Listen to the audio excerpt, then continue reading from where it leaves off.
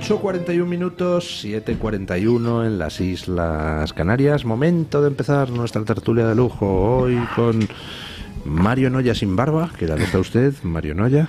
Muy bien, señor.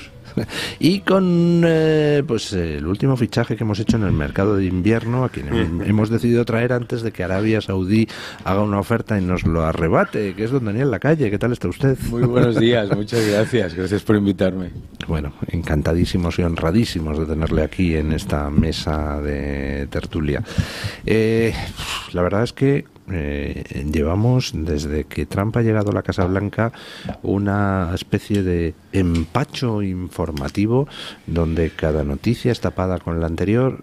Claro, además de las noticias internacionales, aquí en España se nos juntan las noticias nacionales. Tenemos a un presidente asediado por los casos de corrupción, un gobierno en estado terminal, entre unas cosas y otras, es que no nos da tiempo a comentar todo.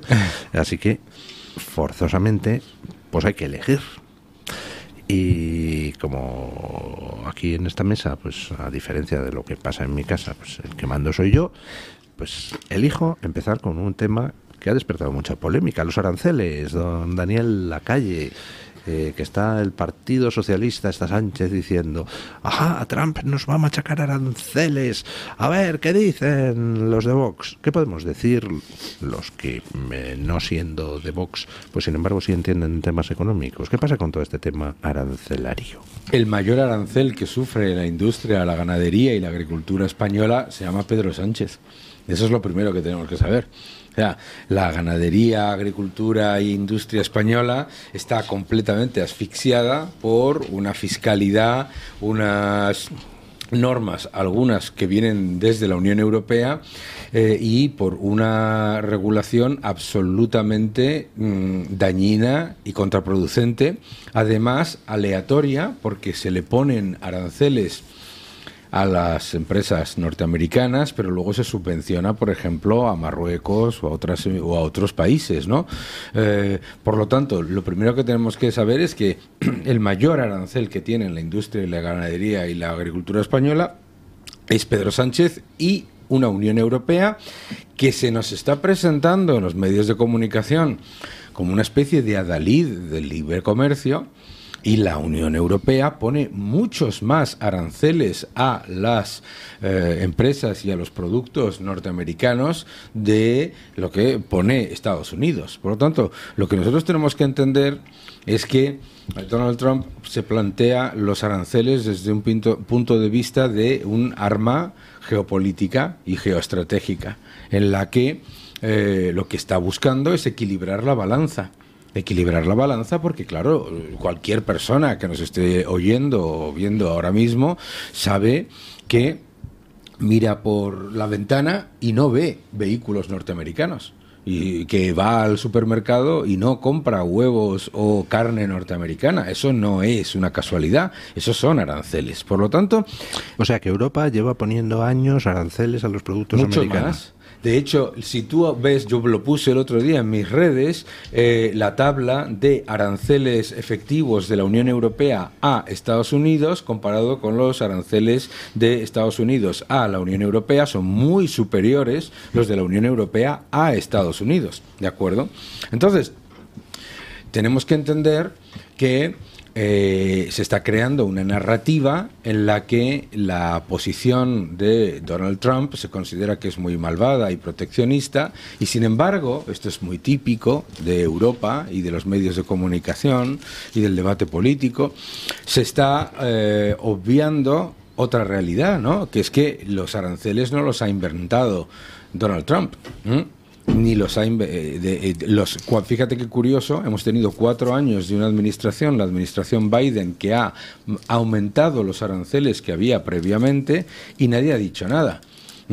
Aquí tenemos ahora toda esta especie de consenso socialdemócrata, que no es ni consenso ni socialdemócrata, entre los economistas hablando sobre los gravísimos males de los aranceles, y tenemos, sin embargo, un silencio absolutamente sonrojante con respecto a los aranceles de China, los aranceles de la India, los aranceles de Brasil. O sea, no nos olvidemos quiénes son los países que ponen mayores trabas arancelarias al comercio, ¿no? Por lo tanto, lo que ha quedado... Pero esos son progres, así que se les Eso, permite. Claro. Es que si yo el otro día puse la lista de los países que más trabas arancelarias ponen al comercio, y qué casualidad. Resulta que son esos BRICS que está todo el mundo ahora como elevando a una especie de altar inexistente, ¿no?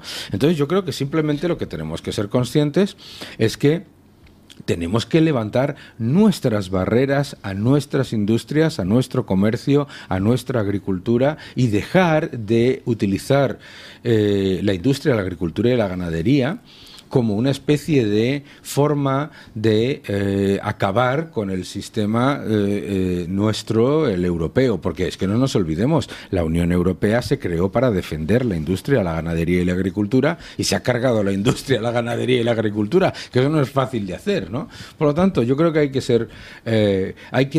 hacer mucha pedagogía, ¿no? Porque con el presidente Trump se va a utilizar y se está utilizando lo que es realmente desinformación, que es mentir constantemente sobre lo que está ocurriendo en Estados Unidos, exagerarlo y presentarnos como si fuésemos víctimas, que no lo somos. Eso es así. Además, la Unión Europea se caracteriza por su hipocresía, ¿no? Nunca ha sido un libre mercado, sino que ha sido una gran área proteccionista. Protege hacia adentro. Y además, o sea, se protege de afuera y hacia adentro lo que es como muy soviética. Y pone cuotas, hace cosas demenciales. Claro, los reyes del libre mercado resulta que le cuentan vacas por cada territorio, pagan porque no recojas cosechas, este tipo de cosas que han sucedido en Europa, ¿no? Y claro, han mandado a parar, sobre todo. Es decir, se nos suele olvidar que el libre comercio, para que sea tal, se necesita pues también la libertad de los mares, etcétera, y los mares pues como que no son libres, ¿no? Entonces de repente tiene que haber un país que tiene desplegados portaaviones que cuestan salvajadas de dinero para garantizar la seguridad de los mares, y da la casualidad de que esos portaaviones son de un solo país que ha dicho, oye, ya vale, ya está. No, hasta aquí hemos llegado. Lo que ha dicho Daniel es muy interesante, porque siempre se nos dice que estamos colonizados por Estados Unidos, cultural y consumísticamente, y de repente dices, ya, claro, y por eso la gente, cuando se abre un Costco, va allí a ver marcas americanas, porque no hay marcas americanas en los supermercados normales, ¿no? El otro día, fíjate, Mario, había un compañero mío que fue a unos comercios que hay que son de productos norteamericanos, ¿no? Pequeñitos y tal. Sí, las tienditas. Eso es, ¿de acuerdo? Y me decía, hay que ver qué caros son. Y le dije yo, no, si caros no son los aranceles. Eso es. Claro, caros no son. De hecho, todos estos productos son baratísimos, ¿no? Esas tortitas fantásticas que te puedes comprar, etcétera, y las galletas, no sé qué. Estos productos son baratísimos. Lo que pasa es que tienen un markup, un precio superior, muy, muy superior, estamos hablando de más del doble, por los aranceles, ¿no? Y luego, hay veces que, decir, el proteccionismo como filosofía no es buena, ya lo digo yo, y el que quiera que mire, es decir, uno de los grandes problemas que tiene España es lo que los estupendos llaman la cuestión catalana. La cuestión catalana sin el proteccionismo del centralismo que privilegió a Cataluña sobre el resto de territorios no existiría. Buen punto. Así de sencillamente. Bien, Claro. Bueno, pues el proteccionismo es malo cuando tus industrias son ineficientes y lo que son lo que llaman los americanos crony capitalist, que están conchavados con el gobierno. Capitalismo de amiguetes, se llama en español. Que a mí no me gusta, yo lo llamo capitalismo de enemiguetes. Enemiguetes del Enemiguetes de la humanidad. Pues son enemiguetes porque el Estado les hunde sus rentabilidades y ellos encima sufren y le pasan al consumidor el problema. Claro, ¿no? Oye, ¿y qué sucede?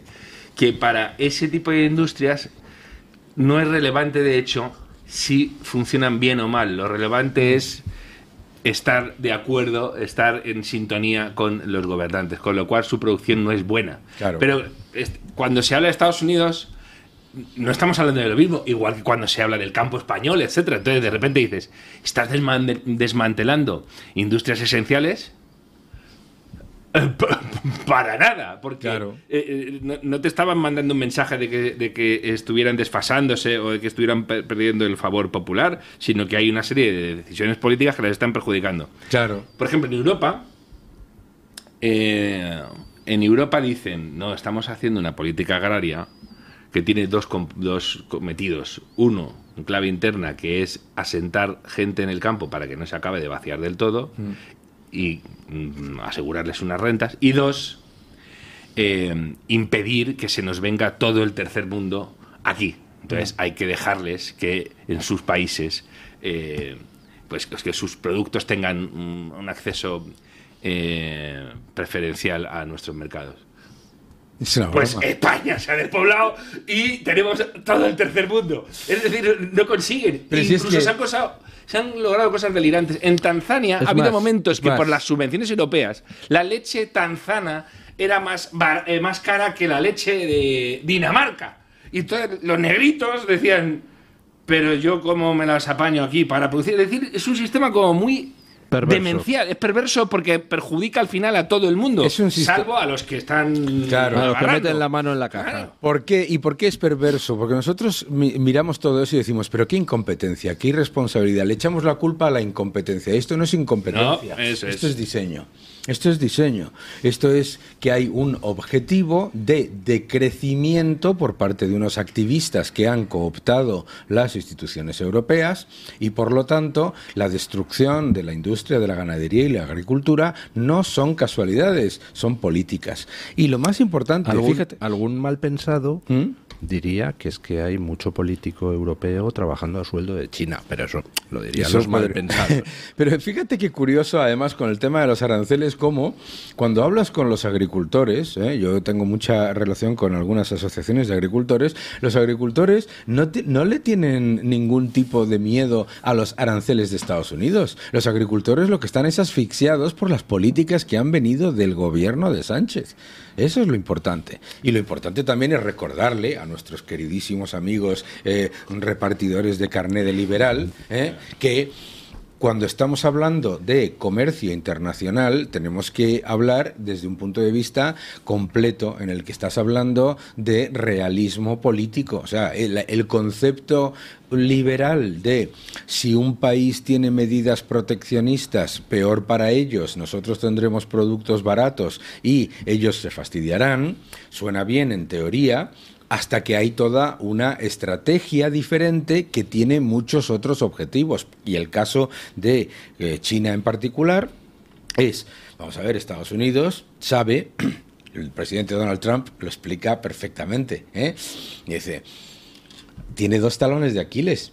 Uno, necesita el superávit comercial que tiene con Estados Unidos, brutal, para mantener una moneda que hoy estaría muchísimo más devaluada. Y número dos, sus empresas morirían por capital circulante si no tienen ese superávit comercial. Por lo tanto, si además ese gigantesco superávit comercial y entrada de dólares además se está utilizando para financiar alianzas con países liberticidas, cambiar regímenes, introducir tensión en economías liberales, pues entonces obviamente tienes que utilizar el único arma que tiene Estados Unidos. La única, que es la de los aranceles. Bueno, a mí me gustaría poner un ejemplo muy clarito.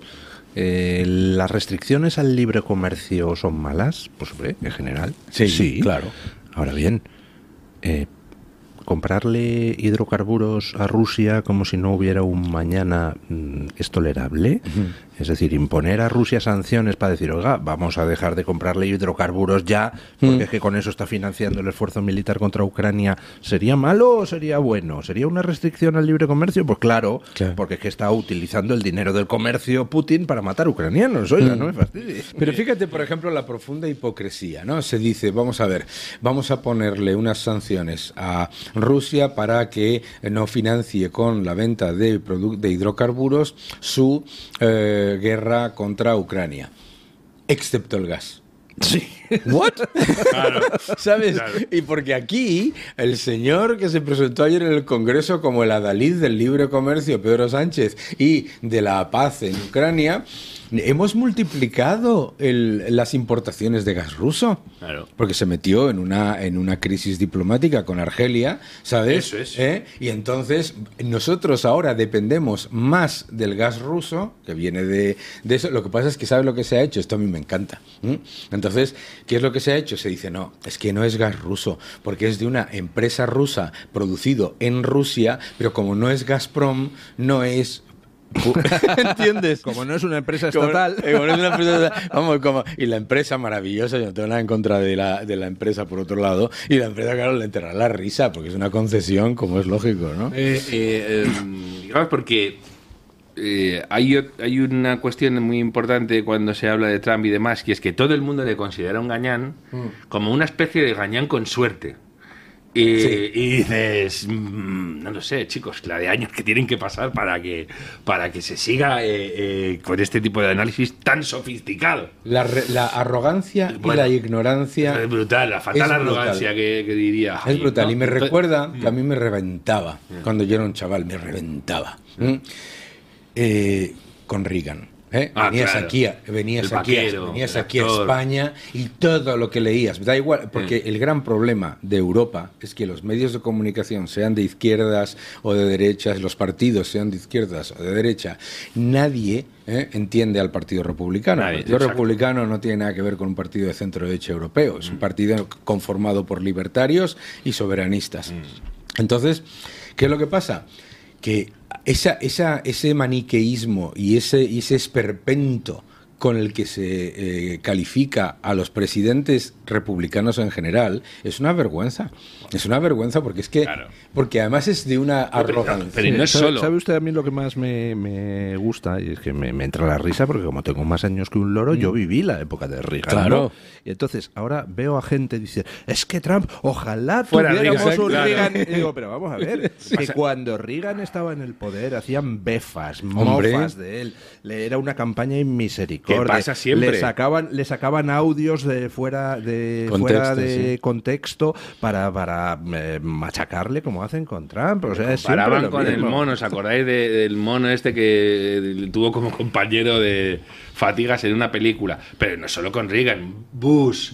Tú oyes hablar de Bush antes de la presidencia. Aquí yo me acuerdo del elogio que hacía el país sobre el capitalismo, sobre el conservadurismo compasivo del gobernador de Texas, George Bush. De repente luego era nazi y ahora de nuevo es un estadista alucinante. Pero siempre pasa. Es tremendo. Bueno, pasa aquí con la derecha. Fijaos, todos los líderes del PP son buenos cuando dejan de ser líderes del PP. No quiero ni contaros los dirigentes de Vox. Pero a lo que iba, hay una idea recibida, ¿no?, de que este es un gañán y tal, y que Estados Unidos es un depredador, etcétera, ¿no? Y en la cuestión de los aranceles, lo que primero llamó la atención fue cómo fue directamente a por México y Canadá. Estados Unidos, dicen, ¿no? Fijaos el neoimperialismo que vuelve a chupar la sangre de los países pobres. Estados Unidos empieza a tener balanza comercial negativa con México cuando firma los acuerdos de libre comercio con México, que, como dice Daniel, es que no son acuerdos de libre comercio. ¿Sabéis en cuánto está la balanza comercial de Estados Unidos con México ahora mismo? En un déficit de 21.000 millones de dólares. Claro, y encima dice Trump, vamos a ver, estamos con un déficit de 21.000 millones de dólares. Me Y encima, tenéis la frontera. En lugar de agradecerlo, cogen y me mandan ilegales a cascoporro, fentanilo a cascoporro. Dice, pues ahora, dejadme decir una cosa que es interesantísima. El Wall Street Journal, que no es precisamente el medio más trampista del planeta, ayer hacía un elogio de Claudia Sheinbaum, que no es la campeona del liberalismo precisamente, que es la presidenta de México. ¿Por qué? Porque a Donald Trump no lo trata como los demás y sabe de qué está yendo todo. Y dicen que Trump se sintió vivamente impresionado por Sheinbaum en la conversación que tuvo. Sheinbaum, además, de repente alternaba español con el inglés. Y el inglés le decía cuando quería matizar ciertas cosas. Entonces, él se quedó gratamente sorprendido. Sheinbaum, la líder de la resistencia de los pueblos oprimidos contra Estados Unidos, ha militarizado la frontera y ha caído un 90% las entradas de inmigrantes a Estados Unidos por el sur. Esta mujer sabe de qué se está hablando y de tonta tiene poco. Pero fíjate, ¿sabéis qué le ha dicho, no? Daniel, sí. por ejemplo, con la balanza, ¿no? Dice, oiga, es que esto no son pérdidas, porque resulta que, es verdad, usted tiene balanza comercial negativa, pero es que buena parte de los productos mexicanos que llegan a Estados Unidos tienen componentes estadounidenses, Sí. etc. O sea, hay que ponerle escenarios sobre la mesa. Lo importante de Trump es que frente a las políticas de es que esto no se puede hacer o hay que hacer siempre lo mismo porque es lo malo conocido, hace así, pega el golpe en la mesa y dice, sí, bueno, pues vamos a ver si de verdad no se puede hacer de otra manera. Demuestra que se puede hacer de otra manera. Ejemplo, que vamos a comentar ahora después de la pausa publicitaria. La idea de Trump de, pues vamos a crear en Gaza una riviera del Mediterráneo. Vamos a construir Mar a Gaza. Mar a Gaza. Sí. Bueno, pues ya tenemos respuesta de los países árabes. Informa Sal Emergui de que los países árabes de la zona, algunos, están trabajando contrarreloj para presentar a Trump una propuesta para encargarse ellos de la reconstrucción de Gaza, etcétera, etcétera. Que es justo, como comenta don David Alandete en las redes, lo que Trump quería haciendo su propuesta. Así que la gente debería leerse el libro de Trump sobre negociación. El arte de la negociación. El arte de la negociación, porque es que más transparente no puede ser. El presidente... Espere, pausa y ahora le doy la sí. palabra. Aquí están los tertulianos con el micrófono abierto, haciendo ruidos. No puede ser. Esto es, estamos en casa. Esto es lo que pasa Estamos en cuando el día no de te la da radio. gusto. Se acaba de incorporar a nuestra mesa de tertulia Mike González, que es Senior Fellow de Heritage Foundation, ¿no? Y que también es miembro del Consejo Asesor de la Fundación Disenso. ¿Qué tal está usted? Bienvenido, don Mike. Estoy cansado. He estado viajando una semana y tengo otra semana a viajar. Bueno, pero aquí en España uno se relaja rápidamente. ¿Ha estado viajando por España o por fuera de España? Estuve 3 días en Valencia que no conocía. Estuvo muy bien, me gustó mucho.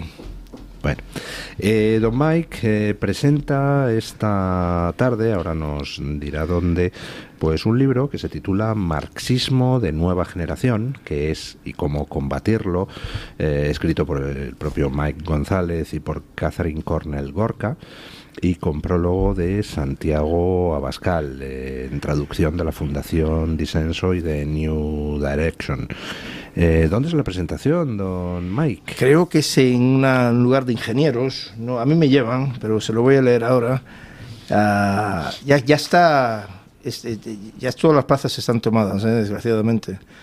Ya está. Está lleno ya. Vaya. Es en el Instituto de Ingeniería. Sí, Sí. sí. El Instituto de Ingeniería. Bueno, pues entonces no le puedo invitar a la audiencia que vayan al acto porque ya no hay entradas. Lo siento. Pero si nos puede usted explicar qué es lo que en este libro se cuenta.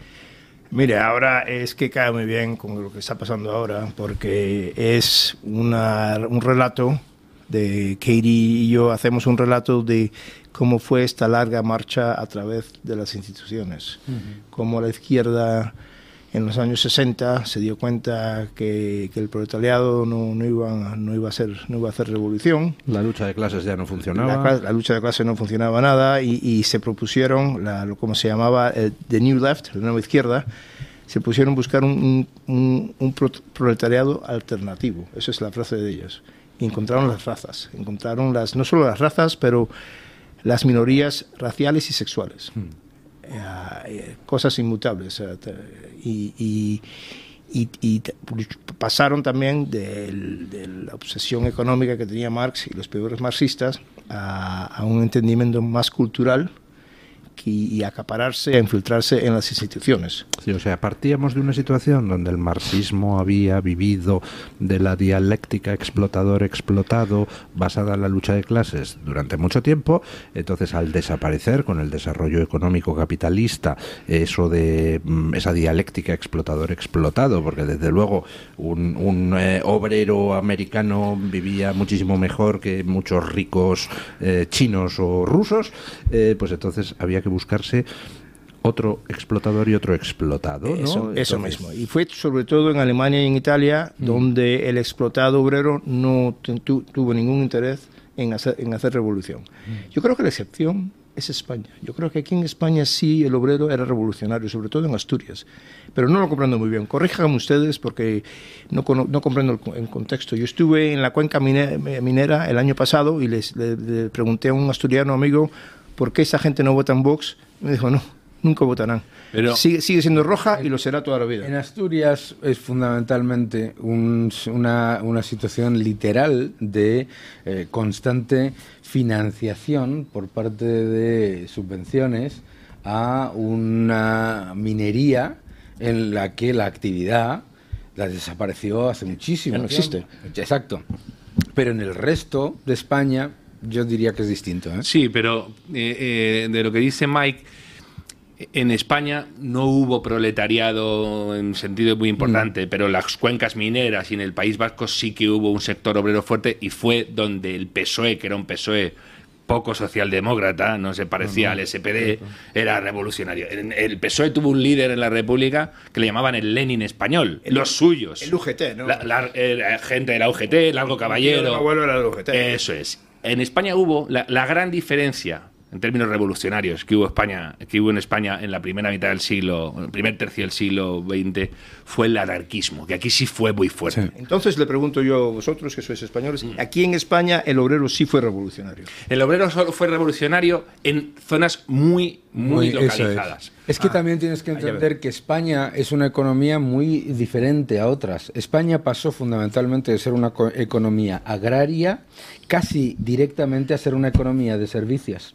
Claro. Entonces, esas personas que históricamente se hubiesen pasado de la agricultura a la industria y después a los servicios, en la industria probablemente habrían sido infectadas por las ideas, etcétera. Lo que pasa es que al pasar directamente a una economía de servicios y luego otro factor, al ser un país de propietarios en el que la mayoría de los ciudadanos se pudieron comprar su pequeño piso, su pequeña casa, eso cambia mucho la forma de pensar. Y no solo, Mike, mira, en la guerra civil y en la República, la izquierda destroza la República,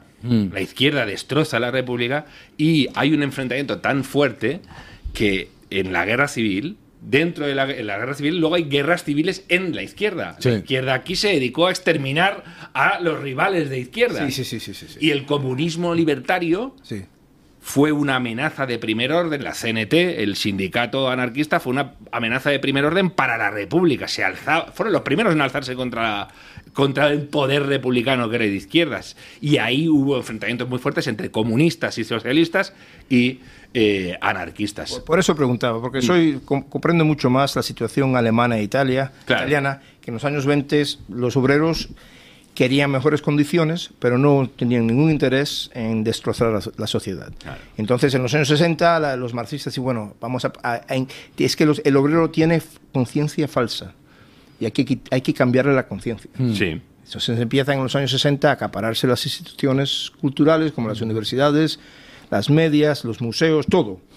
Y es un proceso que dura 40 años, pero que lo hacen. Sí. Estados Unidos Veo que tiene usted... No, termine y ahora se lo comento. Que lo hacen y entonces con Black Lives Matter en 2014 empiezan a aplicar esto y aplicarlo de manera fuerte, de tratar de lavar el cerebro de los americanos con DEI, con struggle sessions, ¿cómo se llama? Sesiones de lucha. En las factorías, en las oficinas, en las clases. Y entonces lo que estamos viendo ahora con Donald Trump es la marcha en reverso, quitar esta dictadura izquierdista de las instituciones, y Donald Trump lo quiere hacer rapidísimo. Mira, por eso cae muy bien ahora mi libro. Estoy viendo, ha tuiteado don Mario Noya en torno a esta tertulia, y estoy viendo que tiene usted una cuenta de Twitter que es Gundisalmus. Aquí teníamos a un famoso Gundisalvo. humorista que era Mingote, que tenía un personaje que era Gundisalvo, Sí, al sí. que usaba para temas políticos. Sí. Y recuerdo una viñeta de Mingote diciendo: vota Gundisalvo, ¿a ti qué más te da? Lo tengo. ¿A usted qué más se da, hombre? Claro, es así. Bueno, ¿qué es la Fundación Heritage, don Mike? Mire, he estado ahí 15 años, 16 años ahora. Lo que hacemos es, producimos, es que en inglés tenemos politics y policy. Y en español es política. Claro. Hay política y programas políticos. Y no se entiende. Producimos programas políticos. Es decir, no nos metemos en la política, pero sí nos metemos en programas políticos. Yo produzco, perdón por mi español, No. pero produzco Pues, programas español es políticos. magnífico, oiga. Bueno, lo chapurreo un poco. Mi abuela debe estar dando vueltas en el cementerio de La Habana. Su abuela era cubana. Yo soy cubano, yo nací en Cuba. Ah, usted nació en Cuba. Sí, yo nací en Cuba, me vine aquí a España a los 12 años. Pero mi abuela en el Panteón de los Alfonso debe estar dando vueltas ella cuando voy a hablar. Entonces, lo que hacemos es tratamos de que los programas políticos que producimos sean aplicados en el Congreso, en el Ejecutivo, en los estados. No se olvide que en Estados Unidos tenemos el gobierno federal y después tenemos 50 laboratorios de democracia. Una de las cosas que es para mí muy muy importante es que los españoles entiendan lo que es el Project 2025, el proyecto 2025, porque Soy actor, soy uno de los actores. ya lo sé, Sí. efectivamente, porque aquí se ha intentado vender de una manera como si fuese un programa en la sombra, cuando en realidad es un proyecto Los interesante. protocolos de los sabios de Sion. Sí, sí, como bueno, de hecho viene el otro día proyecto decía un periódico español, decía el programa en la sombra de la ultraderecha para el control mundial. Tanto en la sombra que lo pusimos en el internet. Eso te iba a decir. Todo está todo, más de 900 páginas en el internet. Yo comenté con James Garofano el hecho de que Fue mi había... jefe por muchos años. Sí, un gran amigo también, que comentábamos que es un proyecto además muy interesante que debería ser entendido por los intelectuales y pensadores europeos también como una forma de proponer ideas que en algunos casos también son bastante diversas, que luego sirvan para los partidos para aplicar, ¿no? Fue escrito para el próximo presidente conservador. Sí. Kamala Harris, muy famosa en Estados Unidos por haber quemado, tuvo un presupuesto de $2.000 millones, que los quemó. Los quemó. O sea, y 200 millones de deuda que ha dejado. Sí, sí. Entre esos 2.000 millones, 40 millones se gastaron en atacarnos y decir mentiras, porque decían que nosotros estábamos vinculados con la administración Trump. Yo les aseguro y les juro que mientras yo escribí ese capítulo, nunca se me ocurrió, nunca lo hice. Levanté el teléfono y llamé a nadie, ni conocía a nadie en la administración, en la campaña de Trump, para preguntarle qué hago, cómo puedo decir esto. Fue una cosa que yo hice por mí mismo, después de mis investigaciones, y fue todo una mentira completa, pero no... esos $40 millones que quemó la señora Harris atacándonos fue por nada. Claro. Por nada, no, el votante no se... Además, como un fracaso absoluto como ataque, por otro lado, porque es tan ridículo pensar que un partido que... como socialdemócrata. Pero llama también mucho la atención, fijaos de nuevo con las ideas preconcebidas, ¿no? o los prejuicios que se tienen. En España, que parece que todos hemos estudiado en Salamanca, en la Salamanca de los siglos dorados. Estuve allí el año pasado. ¿Estuviste el año pasado? Sí, en la universidad. Juzgamos que en Estados Unidos son todos muy brutos y que les da igual las ideas y que son unos gañanes. Bueno, pues resulta que luego se tiene fundaciones como Heritage que llevan muchísimo tiempo produciendo muchísimo material de primer nivel. Y Heritage ha sufrido campañas de odio desde en tiempos de Reagan también, etcétera. Pero además eso supone conocer muy poco a Donald Trump. Donald Trump ya creo que ha demostrado que no va a dejar que nadie lo pilote, le diga y tal, no sé cuánto. Pero ellos sí que es cierto que exponen programas. Lo hacen mucho y con mucha frecuencia y sobre muchísimos temas. Porque Muchos. Heritage no es una fundación como entendemos en España, que muchas fundaciones son, venga aquí, meter a un político que se ha retirado y que haga... No, ellos tienen personal, manejan presupuestos muy altos, Tenemos hacen 300, políticas... 300 investigadores. 300 investigadores. Es que muchísima gente y además con 1000 ámbitos, política exterior, política energética, hacen papers, sanidad, publican increíble. libros. Es muy interesante esto que digo, porque la derecha norteamericana intelectualmente es muy potente desde hace mucho tiempo y hay muchas ramas, la rama conservadora, la neocon, la libertaria, la soberanista, y es muy interesante entrar en ese mundo, y Heritage es como la gran fundación. Hay muchas ramas ahora. Sí. Donald Trump ha creado varias nuevas ramas conservadoras, que bueno, conservadoras es que vaya, no de izquierdas, pero Nacionalistas. muchos nacionalistas, pero ahora la izquierda está al contrario toda completamente desbaratada en Estados Unidos, ¿no?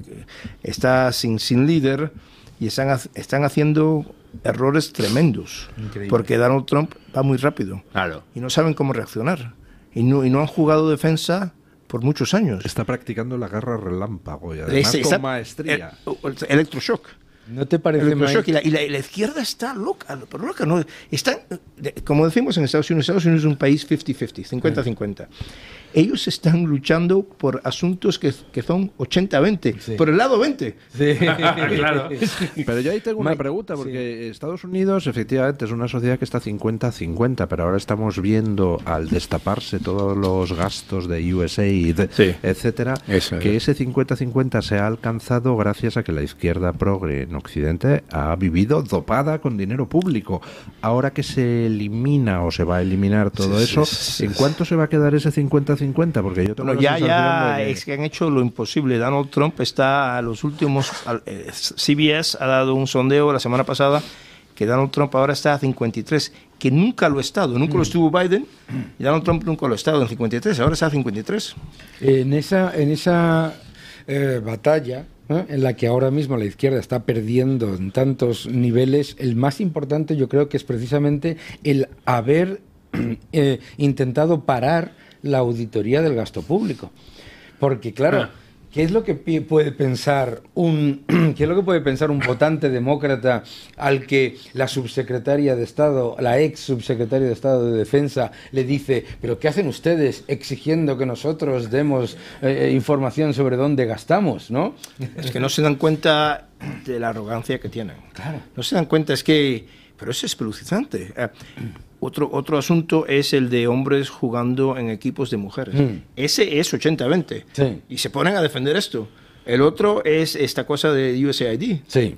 Que USAID se gasta entre 40 y 60 mil millones de dólares al año. Eso es. En cosas, bueno, esto vosotros lo conocéis mejor que el americano promedio, porque es que USAID trabajan en el exterior. Entonces la mayoría del americano no sabía qué hacía USAID. Claro. Pero a mí me atacó una institución que se llamaba the Organized Crime and Corruption Reporting Project en el 17 y empecé a buscar... Proyecto de información Sí, sobre la Contra- corrupción y el crimen organizado. Eso. Sí, y ese mismo. Y me di cuenta que era pagado por USAID y por Soros. Claro. Y los ataqué enseguida. Dije, pero mira, me quitan dinero de mis hijos para atacarme. Y me dejaron tranquilo. A la BBC. O sea, decía Elon Musk, ¿cuánto fue? ¿50 millones de dólares en condones? Sí. Creo que eran 50 millones. Y decía 50. Elon Musk, son muchos. La verdad es que lo de Elon Musk en las comparecencias públicas es hilarante, porque el otro día en la comparecencia en el despacho Oval con Trump decía, hemos encontrado algunos perceptores de pensiones de la Seguridad Social americana que tienen 150 años. Yo me atrevería a decir que alguno está muerto. Y es una cosa que ahora a la izquierda están atacando, lo llaman ahora, esto es sudafricano, ¿qué hace? es que el señor es americano, es ciudadano americano. Una cosa que la izquierda siempre dice, no, nosotros somos muy tolerantes, nunca atacarían a un inmigrante, ahora se están ensañando con Elon Musk y están diciéndole cosas que nunca dirían contra nadie más. Bueno, y de los hispanos, porque han dejado de votar demócratas, ahora los empiezan a tratarse. Claro. Ahí se ve el supremacismo de la izquierda, que es... Han perdido también la utilización de la... americano. Mike, y yo quería preguntarte, porque Estados Unidos, y es normal, cuando ves las dimensiones de Estados Unidos, las dimensiones geográficas y económicas tienden a estar muy, pese a lo que piensa la gente, muy reconcentrada hacia adentro, porque tienen mucho de lo que mirarse, entonces les interesa relativamente poco el exterior, salvo a... think tanks o gente que quiera hacer nation building. Es un fenómeno de todos los países continentales. Claro. Brasil es igual. Pero te iba a comentar esto porque ahora resulta que en Estados Unidos y en la derecha, que era aún más reluctante a mirar hacia afuera, hay gente en el mundo hispano que está llamando mucho la atención. Milei, el fenómeno Milei, y la reestructuración de la derecha. Vox está teniendo llegada muy importante en Estados Unidos. Tenéis Disenso y Heritage tienen una muy buena comunicación y muy buena relación. Y me gustaría que nos comentaras cómo veis en Heritage esta reconfiguración de la derecha que está viendo en todo el mundo, con Patriots celebrando un congreso aquí, con Milei pateando el tablero y con ese nuevo alineamiento de la derecha que tiene en Trump, en Milei, en gente como Orbán, en gente como Le Pen, etcétera, unos dirigentes que están llamando mucho la atención, ¿no? Tengo una columna semanal en el Washington Examiner y sale hoy es sobre esto. Sale hoy a las 6 de la mañana en Washington, a las 12 aquí. Escribo sobre esto mismo. Es que tenemos que darnos cuenta que el mundo de hace 5 semanas ya no existe. Claro. El mundo ha cambiado y yo asistí al meeting, a la cumbre de Vox, a la cumbre de Patriots. Nuestro presidente, Kevin Roberts, dio un discurso en la cena de la noche anterior. Santiago le tuvo palabras. Es buen amigo Kevin y Santiago, son buenos. Yo también soy amigo de Santiago. Y hay que darse cuenta que todo ha cambiado, que una época ha terminado. Que ahora tenemos, como dices tú, a Milei, a Bukele. Bukele tiene algunos matices que a mí personalmente los pregunto, pero está en este lado. Tenemos a Peña en Paraguay, voy a ver a Peña el mes que viene en Asunción. Y tenemos aquí a Orbán, a Le Pen, a Wilders. Wilders acaba de escribir un artículo. Wilders lo ataca mucho, lo critica y ha tenido guardia desde 20 años. Acaba de escribir un artículo fenomenal sobre el patriotismo. Entonces, estamos viendo ahora una derecha mundial que se está reconstituyendo. Y lo que pasa es que la izquierda siempre tenía una ventaja en reunirse internacionalmente, porque la izquierda es internacional. Marx era internacional, no creía en fronteras, y el conservador quiere conservar normas y tradiciones locales. Lo que el conservador de Texas quiere conservar no es lo mismo que el conservador de Portugal. Claro. Pero ahora tenemos un enemigo en común, que es el wokismo, y hacen, aunque o sea sobre sexo o sobre raza, todas esas teorías hacen la misma cosa que eso que decía usted, la dialéctica de opresor y oprimido. Todo se ve a través de ese lente, y estamos, como tenemos a este enemigo, es casi como la OTAN, que se hace contra la Unión Soviética. Tenía un enemigo común y ahora los conservadores de todo el mundo han hecho una OTAN entre ellos para luchar contra el enemigo woke que tienen. Mira, Mike, perdón, Luis. No sé si me explico bien, pero... No, muy bien. Precisamente que has hablado de la Unión Soviética, hay gente, incluso entre la derecha, que tiene legítimos preocupación, que digan, vamos a ver, cayó la Unión Soviética y ahora el gran enemigo es China, pero ojo que Rusia sigue siendo Rusia y sigue estando gobernada por un tipo que no ha dejado de ser mentalmente un tipo del KGB, el siniestro Putin y tal, ¿no? Sí, y llamó a la caída del muro un desastre. Sí, eso es.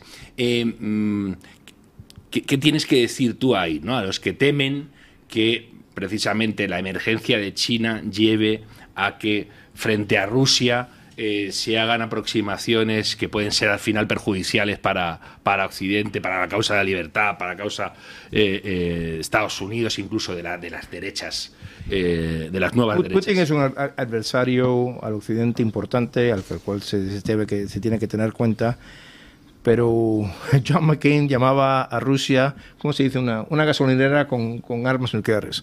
Sí. China es otra cosa.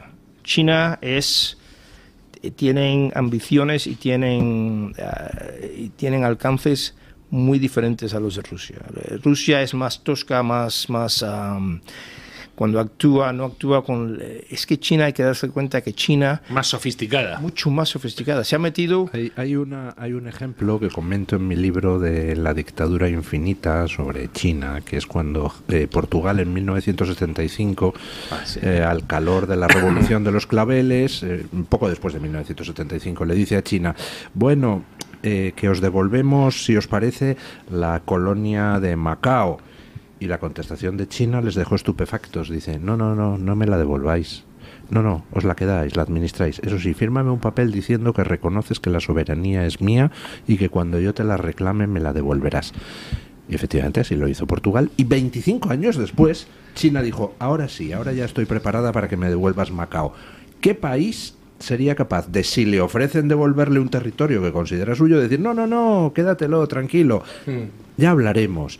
China trabaja a largo plazo y con una estrategia brutal. Rusia, efectivamente, como usted lo ha dicho, me gusta la palabra, es más tosca, es una cosa más de andar por casa, ¿no? Sí, es que yo viví en Hong Kong 8 años y es que China sabía que el lease, ¿cómo se llama? El lease... el préstamo, el arrendamiento, la concesión de Kowloon se terminaba en el 96. Y la isla de Hong Kong, que era británica, no tenía ríos, no tenía agua. Dependía de los ríos de Kowloon. Y China quería que le devolvieran a Hong Kong. Entonces China quería que Macao fuera después de Hong Kong.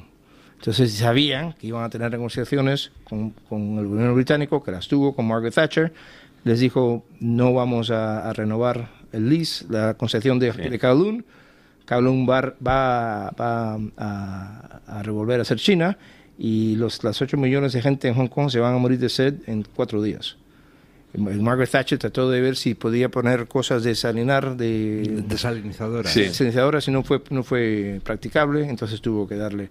Por eso fue que China quería, es que no quería que hubiera mal ejemplo con Macao. Tenía miedo que después de recibido Macao, al ver que se acababan las libertades, entonces Inglaterra se encastillara y no devolviera a Hong Kong. Eso mismo. Mike fue corresponsal en Asia durante mucho tiempo, ¿no? 10 años. ¿Viste en tiempos de Tiananmen? Estuve en Seúl, yo estuve en Tiananmen, estuve en Hong Kong durante Tiananmen. Ajá. Pero bueno, es usted un pedazo de historia viva. Prodijo, sí, porque usted, pues en fin, tiene una pierna en cada uno de los 3 polos del futuro. Estados Unidos, China y el mundo hispano, ¿no? Empecé en Panamá en el 88, fue mi primer puesto y me encarceló Noriega y me echó. ¿Y estuviste en la intervención de Panamá? No, un año antes. Claro. Un año antes. Después... Es verdad, fue en el 89. Sí, yo sí, en el 88 y por eso mi redactor pensó que yo era hot stuff y me mandó a Hong Kong. Y yo dije... Bueno, me apellido González, hablo español, me voy a pasar toda mi vida siendo corresponsal en Latinoamérica, mándeme a Hong Kong, lo añado a mi resumen, nunca volví a Latinoamérica. Me quedé en Asia 10 años. Bueno, nos quedamos desafortunadamente sin tiempo porque la verdad es que la tertulia con Don Mike daría para horas, ¿no? Porque, gracias. Madre mía, qué cantidad de cosas tiene usted para contar. Pero los que estén interesados en ver las cosas que escribe don Mike González, pues pueden buscar este libro, Marxismo de Nueva Generación, que es y cómo combatirlo. Creo que en español la edición es limitada, ¿no? Y sí, que no está disponible así con carácter general, al menos por ahora, la traducción que ha hecho la Fundación Disenso, pero tienen ustedes la versión en inglés disponible. Sí, está vendiendo muy bien todavía. Entonces, bueno, pues la pueden ustedes descargar, leerlo en inglés. bueno, yo animo a la Fundación Disenso a publicar esto así un poco de manera más abierta, aunque sea en edición un pelín menos lujosa, para que así pues pueda llegar a más gente. Muchísimas gracias, don Mike, por haber estado gracias a vosotros aquí. Gracias. Y hacemos una breve pausa publicitaria y nos vamos a rematar la tertulia. Ya lo cantábamos ayer. It's raining ham, aleluya. Están lloviendo jamones, señores. Y ha entrado don Gonzalo Alonso para comunicar quiénes son los agraciados de hoy. Ya saben que les estamos diciendo, se apunten ustedes en nuestra página de radiolibertad.es y que simplemente con apuntarse rellenan ustedes el formulario y ya entran en el sorteo de jamones. Que oiga, ayer, el lunes, regalamos 1, el martes 5, el miércoles 5. Hoy, ¿cuántos vamos a regalar? Otros 5. ¡Otros 5! Pero bueno, fíjense, se apuntan gratis. Y les puede tocar un jamón. De hecho, ya le está tocando a la gente. Don Gonzalo, bueno, se ha apuntado mucha gente. Muchísima. Muchísima. Bueno, ¿y quiénes son los agraciados de hoy?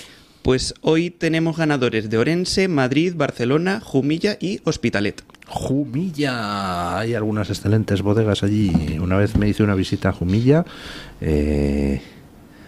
¿Cómo se llamaba este? Bueno, no lo diré porque no me acuerdo.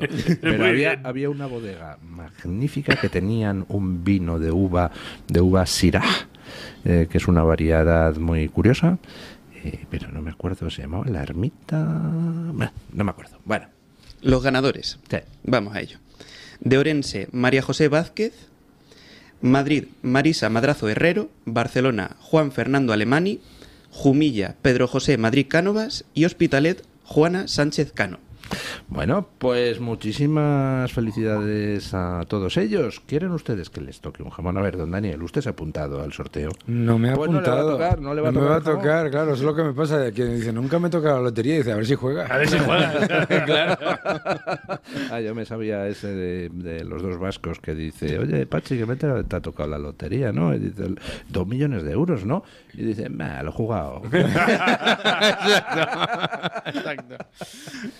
Bueno, pues muchísimas gracias, don Gonzalo Alonso. Y recuerde usted a nuestros oyentes cuál es la dirección web para entrar y a apuntarse. Sorteoradiolibertad.es, rellenan nombre, apellidos, código postal y correo electrónico y entran a participar.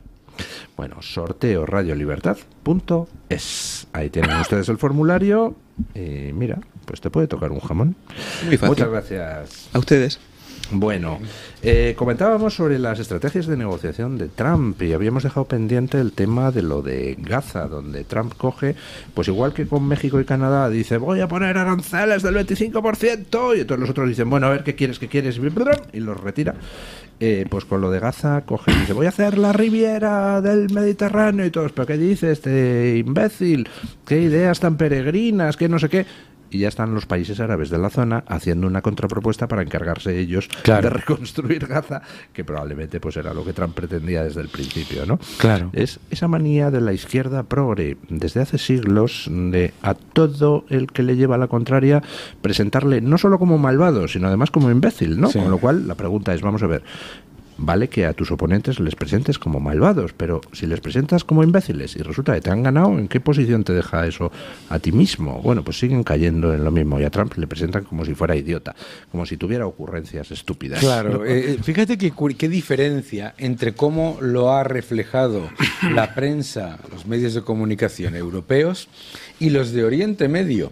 En Bahrein, en Arabia Saudí, en Omán, en Emiratos, se ha recibido la noticia como grandísima oportunidad para las empresas, los conglomerados inmobiliarios y constructores de la zona. Claro, pero si es que además lo entiende cualquiera. Pero lo que ha demostrado también es muy importante, porque aquí toda la narrativa de la izquierda ha sido el bloqueo de Israel, y lo que se ha demostrado aquí, de nuevo, para el que le faltaba, ¿no?, de la información, es que los que no querían un solo refugiado de Gaza, ni uno solo, eran los egipcios y los jordanos. Y ahora está cambiando todo. Yo creo que de nuevo aquí Aquí lo que se está demostrando es que esa fatal arrogancia, la ignorancia y la arrogancia es muy peligrosa. Y es muy peligrosa esa combinación.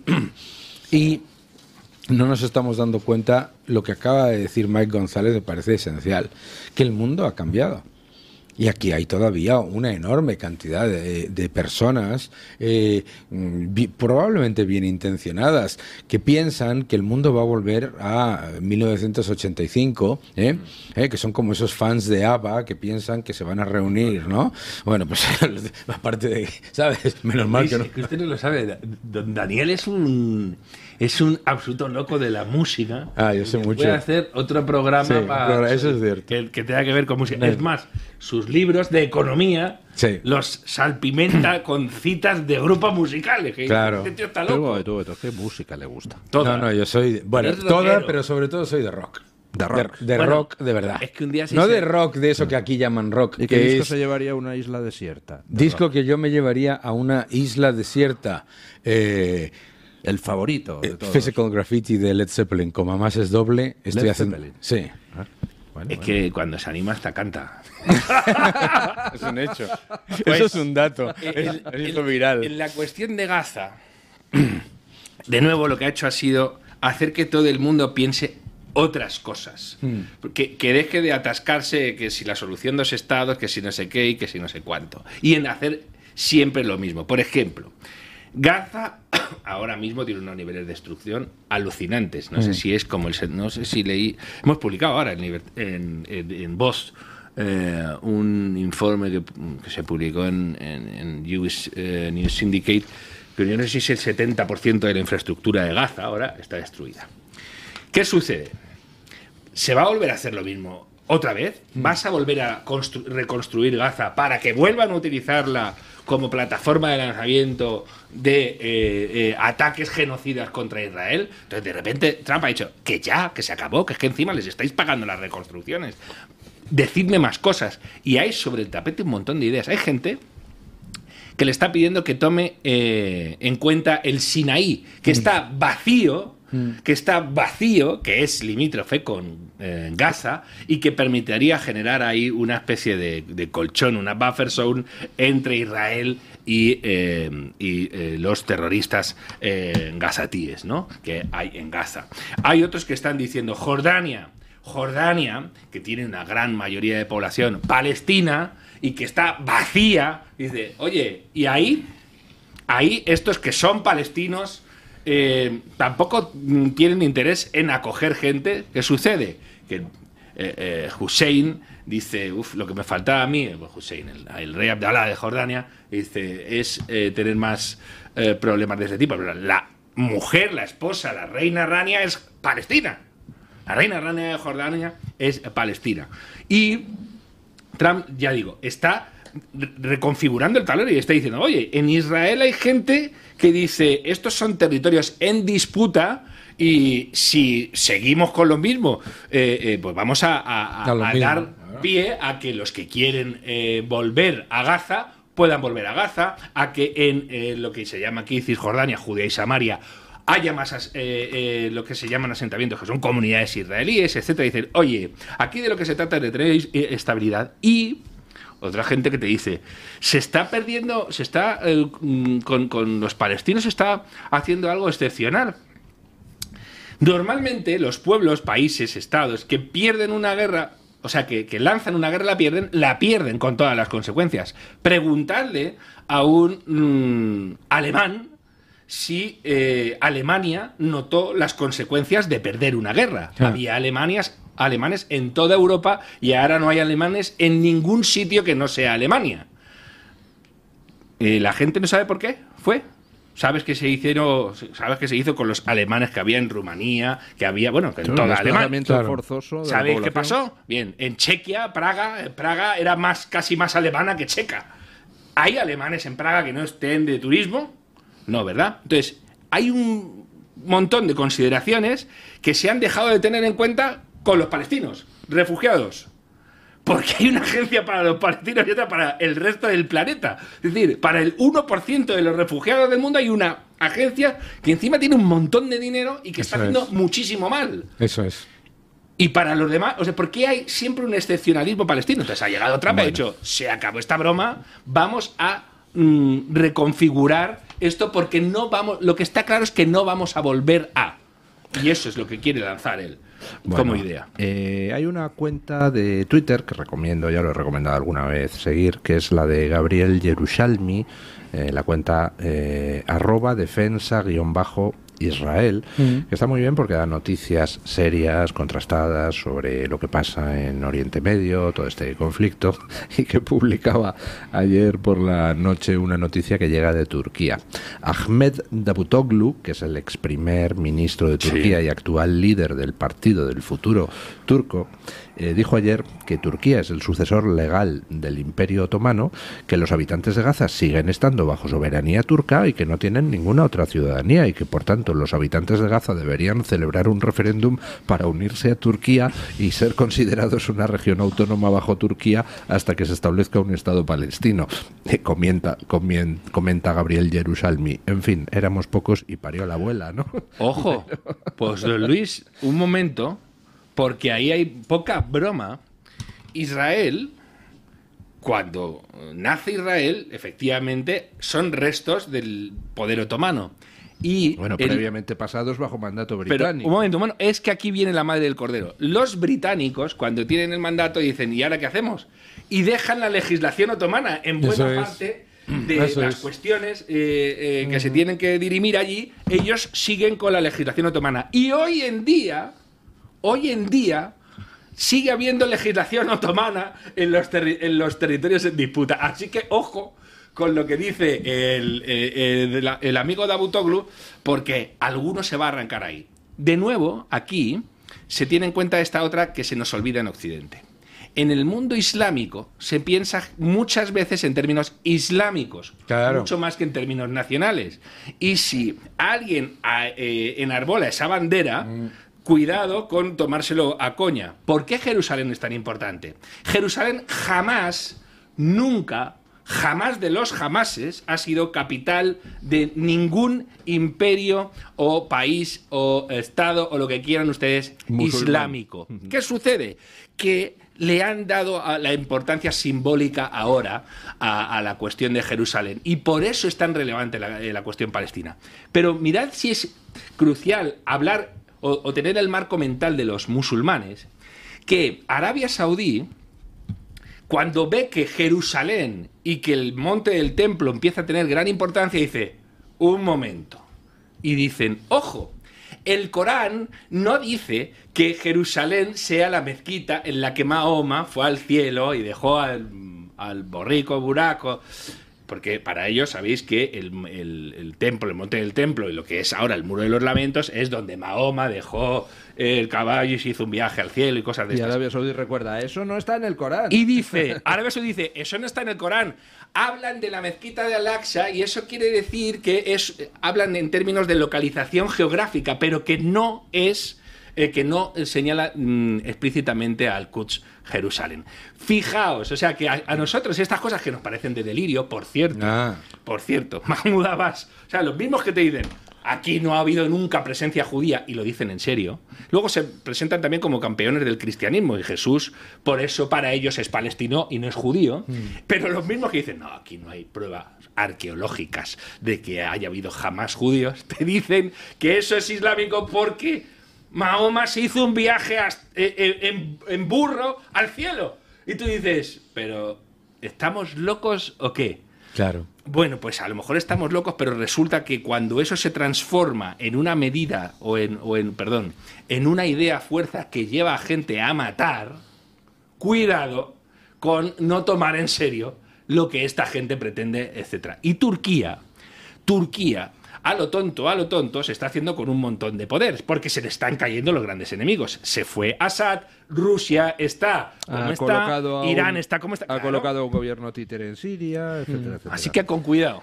Doña Carmen Carbonell ha entrado en el estudio armada de dos cosas, los resultados de la encuesta y una tableta de chocolate. Así es, don Luis, la tableta de chocolates y dulces Matías López. En este caso traigo chocolate a la taza gourmet en esta edición limitada de 2000 tabletas. Saben ustedes que si si quieren ver todas las variedades de chocolates Matías López, tienen que entrar en www.chocolatesmatiaslopez.es.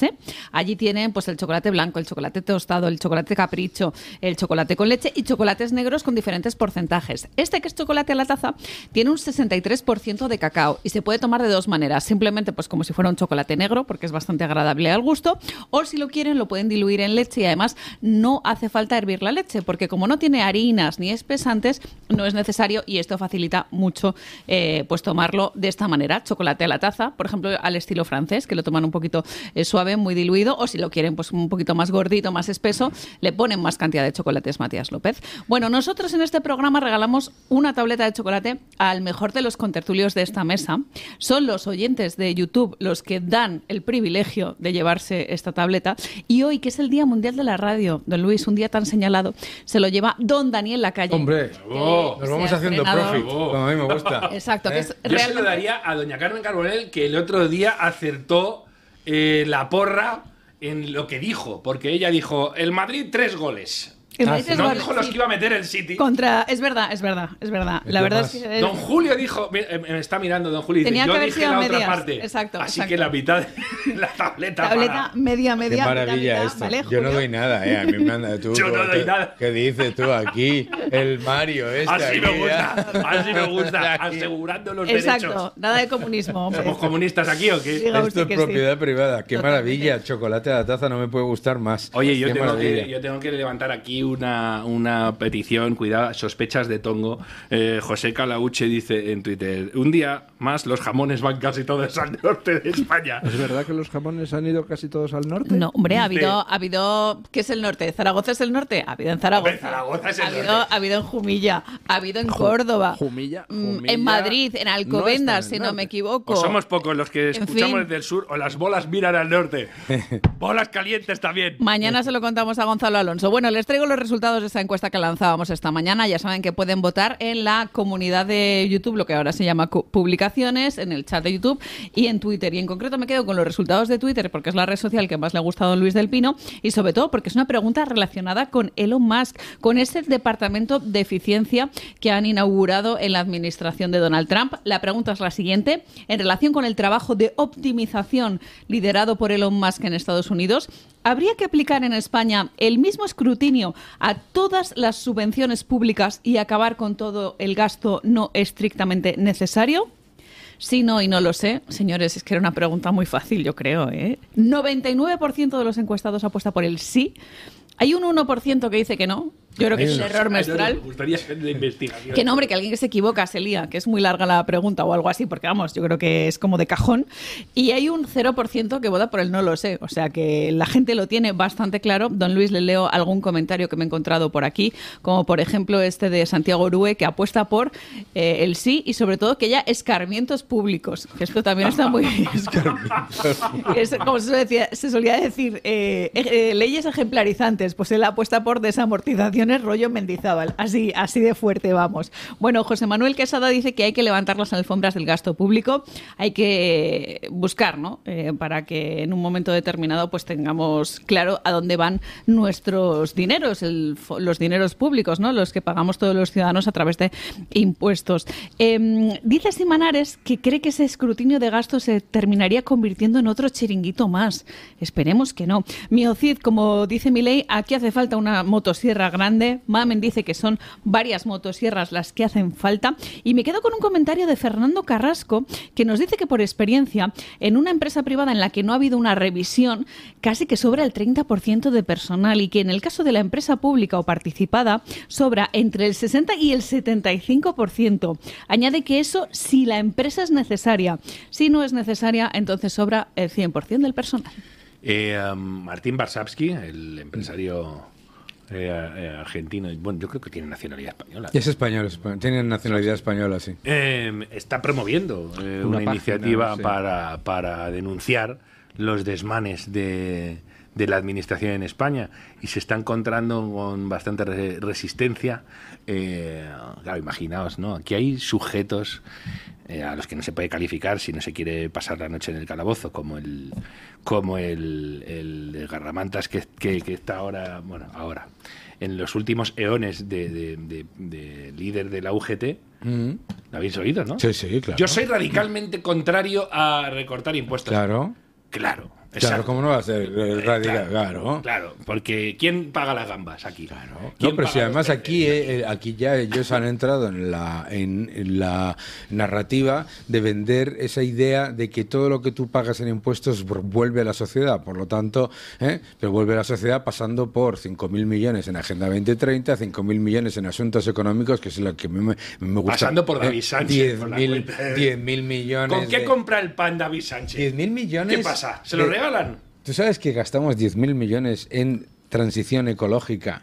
Es una cosa increíble, ¿sabes? Y la cantidad absolutamente brutal de gasto que se está llevando a cabo con asesorías, etcétera, etcétera. Es una cosa increíble. ¿Sabéis lo que pasa aquí? Tú sabes que las empresas en España son fundamentalmente microempresas. Claro. Bueno, pues Félix Bolaños y Pedro Sánchez son pymes.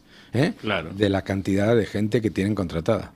Ah, claro. Bueno, don Daniel Lacalle, muchísimas gracias. Gusto estar por con haber vosotros. estado aquí. Don Mario Noya, muchísimas gracias. Además, se va usted con la Me chatarra. voy a el chocolate que no es del loro. Del loro. Que no es del loro. Es bueno. Me voy haciendo profit como a mí me gusta. Muy bien. Muchísimas gracias, doña Carmen. Un placer, Carbonell, como por siempre. traernos